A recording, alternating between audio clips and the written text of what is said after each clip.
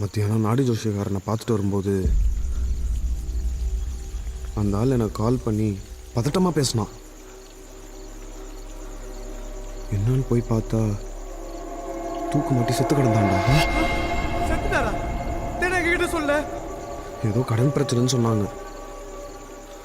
சரி, அது எதுக்கு உங்ககிட்டலாம் சொல்லி பயமுத்துன்னு தான் சொல்ல. இப்போ நடக்கிறதெல்லாம் பார்த்தா சந்தேகமாக இருக்கு. ஏன்னா அந்த ஆள் என்கிட்ட ஏதோ சொல்ல வந்தான்டா. சரியா கேட்கல. எங்க ஃபோன் கொடு.